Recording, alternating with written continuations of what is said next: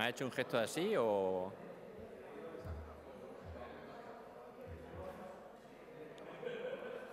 ¿Alguno más que tenga que probar sonido?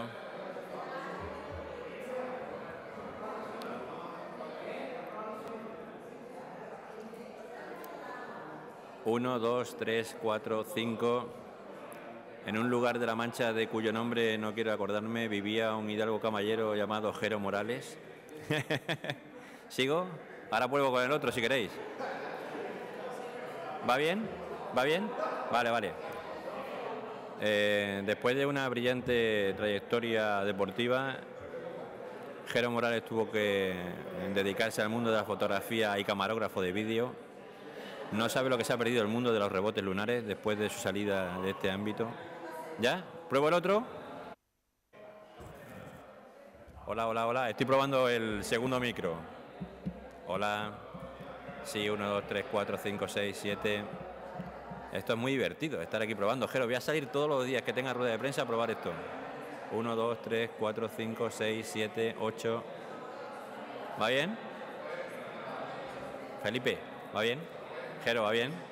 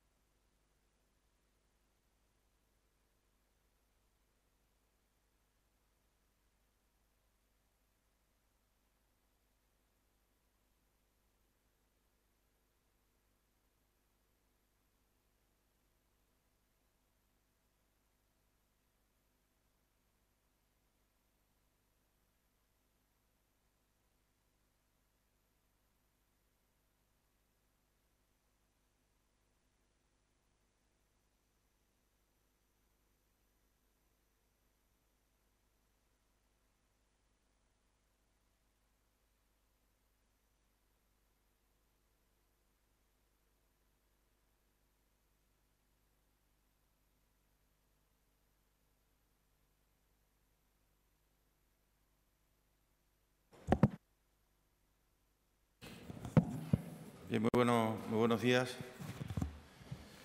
Pediros el favor que seáis comprensivos. Tenemos como un cuarto de hora, 20 minutos que salir para Badajoz. Por eso yo no voy a hacer uso de mi turno de intervención, simplemente agradecer una semana que empezó con el presidente, termina con la vicepresidenta, y eso significa que Extremadura está en la agenda del Gobierno a su mayor nivel. Hemos mantenido una reunión con los agentes sociales donde le han trasladado a la vicepresidenta pues, nuestras preocupaciones.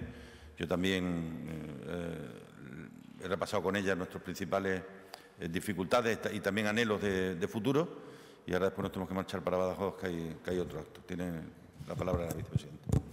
Gracias, presidente. Muchas gracias por invitarme a estar en tu tierra, que la considero también mía. Como decía, y para no consumir tiempo y que ustedes dispongan de las preguntas que consideren importantes, solo destacaré algo.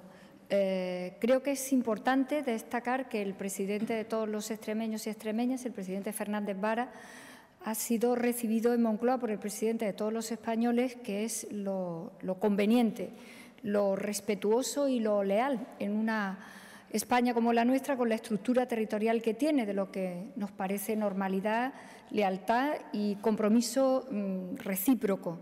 Los problemas de Extremadura son problemas del Gobierno de España, y lo son en sus infraestructuras, en su despoblamiento, en sus tasas de desempleo, en todo aquello que afecta a la sostenibilidad de lo que consideramos que es la unidad de nuestro país, que no solamente tiene que ver con las disputas territoriales y políticas, sino que tiene que ver para este Gobierno fundamentalmente con los derechos, con la calidad de vida de la gente, con la permanencia de los hombres y mujeres en el territorio donde quieren estar y quizá en muchos casos donde han nacido, como es el caso de Extremadura, y con el futuro de niños, niñas y de gente joven que tiene todo el derecho del mundo a aspirar a encontrar trabajo y vida en el territorio al que pertenece o al que decide libremente estar. Esta es la idea que el Gobierno de España tiene de esta España del siglo XXI, y por eso nuestra preocupación política tiene que ver con cosas muy concretas: empleo, infraestructura, apoyo al tejido empresarial extremeño que arriesga aquí su legítimo negocio y que genera trabajo, apoyo a las políticas que traen recursos y dinamismo económico a esta región y que tienen que ver en muchos casos también con la cultura y con el turismo, comprensión y reparto de compromiso y de responsabilidad por los problemas de Extremadura, que son, repito, los problemas del Gobierno de España. Así que ha sido para mí muy fructífero. A veces las cosas se conocen por dosieres de manera más teórica, pero a veces importa tocar el pulso, y el pulso lo puedes tocar cuando estás en el sitio, con el presidente, con los agentes económicos y sociales, esta mañana y ahora después en Badajoz, lo cual es muy de agradecer para sacar adelante el trabajo cotidiano del Gobierno de España y mis tareas particulares en él.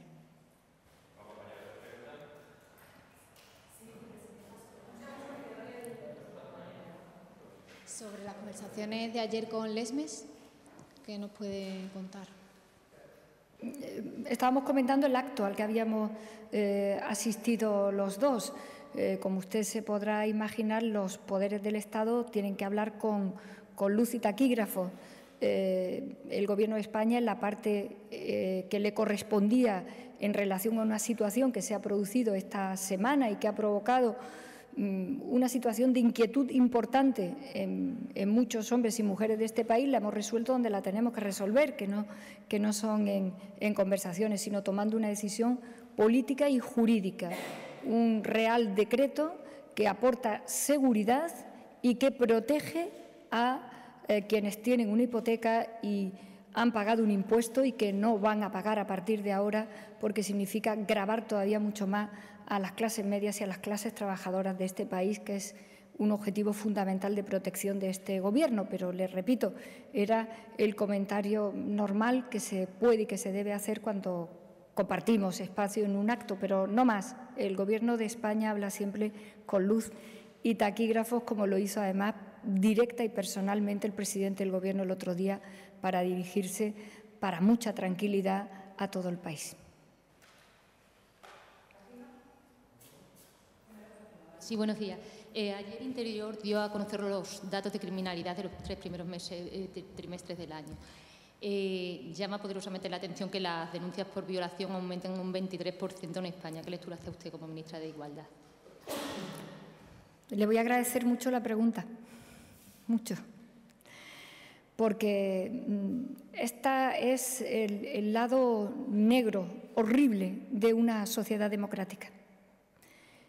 Casi tenebroso para el potencial peligro que tiene para todas y cada una de nosotras como mujeres el gravísimo delito de agresión y de conculcación de todos nuestros derechos y de todas nuestras libertades, en este caso de nuestra integridad sexual. No es comprensible que sociedades libres, plurales, seguras como la nuestra, donde las relaciones personales han avanzado tanto en libertad, nos lleven a cifras inentendibles, absolutamente inentendibles, porque son agresiones que, repito, se llevan por delante la vida de una mujer casi para siempre. Se lo agradezco mucho porque creo que tiene mucho que ver con la educación en valores, con una transformación de las relaciones personales que tienen que estar plagadas también de comportamientos democráticos, también en lo íntimo y en lo privado, del respeto que todas nos merecemos en relación a nuestras libertades y que, curiosamente, si usted lo mira en el caso de nuestro país, pero en cualquier otro país, no remiten. Nadie entiende por qué todo esto ocurre en el siglo XXI, cuando existe tanta libertad para relacionarnos y cuando tanto reproche, incluida la legislación penal, tiene que caer en lo alto de quien no entiende el respeto al otro y, en este caso, habitualmente a las mujeres. Una gran tarea por delante, pero que tiene que ver, repito, con una educación que estamos dispuestos a abordar en su reforma, como es sabido por decisiones del Gobierno, una desaparición de la LOMCE que nos permita colocar en las aulas algo que tiene que formar parte de la educación en el siglo XXI y que tiene que ver mucho, repito, con los valores cívicos y con los valores éticos. Las mujeres del siglo XXI, lo hemos querido siempre, pero en el siglo XXI estamos dando la batalla por nuestra libertad y en nuestra libertad se incluye el respeto absoluto a nuestras personas. Así que le agradezco mucho que ponga el foco en ello. Sí, yo le quería preguntar a la vicepresidenta por quién debería juzgar el caso del francotirador del presidente, si la Audiencia Nacional o el juzgado de Tarrasa. Mire, yo no voy a entrar a elementos puramente técnicos y procesales. Lo que sí voy a destacar, primero, es que todos estamos llamados, cada uno en la parte que le corresponda, a mantener la convivencia y la seguridad de nuestra convivencia. Y eso se hace manteniendo posiciones siempre calmadas, razonables, libres, diversas. En una democracia, quien siembra recoge, pero lo único que podemos sembrar es respeto a las personas, a las instituciones, en este caso nada más y nada menos que al presidente legal y legítimo constitucional de todos los hombres y mujeres de este país, y nos debe de llamar a todos a la responsabilidad. El presidente ayer agradeció a los cuerpos de seguridad el gran trabajo que hacen para que podamos tener una España pacífica, pero a la paz del día a día, de cómo convivimos, hemos de ayudar y colaborar todos, absolutamente todos. Sobran todo tipo de radicalidades, sobran todo tipo de posiciones extremas y todos hemos de estar en un año como este, que estamos celebrando 40 años de Constitución y de democracia, nunca mejor dicho, celebrar lo que hemos conseguido en 40 años, que sobre todo se trata de haber entronizado una democracia madura, solvente, estable y resistente a base de ser la inmensa mayoría de nosotros gente pacífica, respetuosa y respetable. Conviene que este mensaje sea lo más profundo posible, porque ayer pudimos vivir con sobresalto que había alguien, parece que dispuesto nada más y nada menos a lo que supimos. Así que todos hemos de colaborar en la convivencia pacífica y segura de una democracia como la nuestra, que por fin España, en la historia de su siglo XIX y XX, ha alcanzado con el mérito absoluto, sobre todo de los ciudadanos y de las ciudadanas. Yo quería preguntarle si había habido ya conversaciones o contactos con el resto de partidos políticos de cara a la reforma educativa y, por otra parte, si se había hablado algo más o avanzado algo más con respecto al asunto de trasladar los restos de Franco, como quiere su familia, a la Catedral de la Almudena. En relación a su primera pregunta, le diré que para este Gobierno la educación es el corazón de todo el sistema democrático. Producir ciudadanos y ciudadanas libres tiene que ver con la calidad de nuestro sistema educativo, con la inversión en nuestro sistema educativo y con la mejora de nuestro sistema educativo. Nunca hemos dicho otra cosa, y por eso hemos sido siempre claros, en la oposición y ahora en el Gobierno, que nuestro objetivo era hacer desaparecer la LOMCE.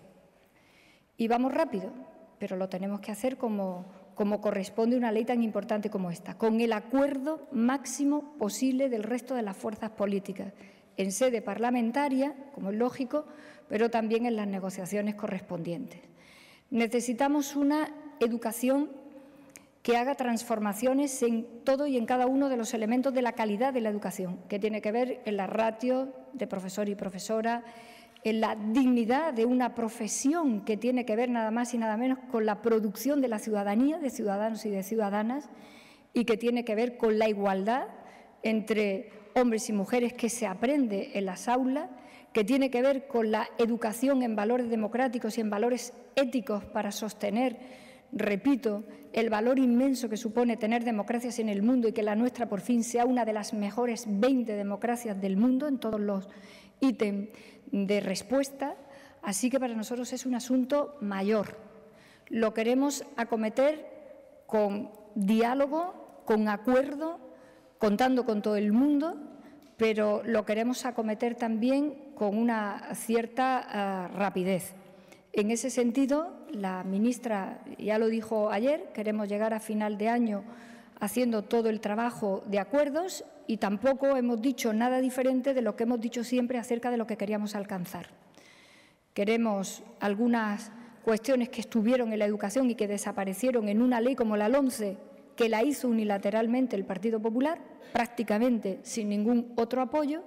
Nosotros queremos una educación en el siglo XXI que tenga todos los apoyos de estabilidad para que nos dure mucho tiempo y para eso hace falta acuerdo, pero estamos en unas buenas condiciones de alcanzarlo. Y en relación a la exhumación de los restos de Franco, es que sigue todo el procedimiento tal cual en el Gobierno lo diseñamos desde el minuto 1. Fue una decisión, obviamente, de carácter político para cumplir con la Ley de Memoria Histórica, para cumplir con los informes que reiteradamente desde el 2014 Naciones Unidas le hacían a España. Naciones Unidas nos recordaban de vez en cuando que éramos la única democracia, en fin, de importancia en el mundo que tenía al dictador enaltecido en una tumba de Estado, sostenida en un espacio público, que parecía completamente inadmisible esto para la propia dignidad del país y para la imagen de España. Así que nos dispusimos a tomar esa decisión de cumplimiento, no solamente de nuestras normas internas, sino también de esta petición de Naciones Unidas, y establecimos un procedimiento administrativo que es el que corresponde a un Estado de Derecho como el nuestro, con todo tipo de garantías, que es como no se tienen que hacer las cosas y no pueden ser de otra manera, y estamos en el procedimiento final de todo este itinerario. En este momento, el Ayuntamiento de San Lorenzo del Escorial tiene que darnos permiso para la acometida, digamos, físicamente directa sobre la tumba. La Comunidad Autónoma de Madrid tiene también que emitir un permiso en las condiciones que se requiere por la legislación autonómica, y en cuanto que eso esté, procederemos a la exhumación de los restos de Franco, que era una situación de indignidad intolerable para este país, dentro de este país y fuera de este país. Y después, como ustedes bien saben, y yo tampoco lo voy a dejar de mencionar, porque me parece que en este caso la claridad siempre es buena, como en todos, estamos haciendo una parte segunda del trabajo, que es encontrar la inhumación de los restos de Franco, con el respeto a unos restos humanos, pero de la manera más discreta y privada posible, que es como tiene que quedar finalmente el objetivo que el Gobierno perseguía. Cumpliendo el calendario, sin movernos del procedimiento previsto y sin ninguna otra cuestión reseñable a día de hoy. Muchas gracias. Gracias.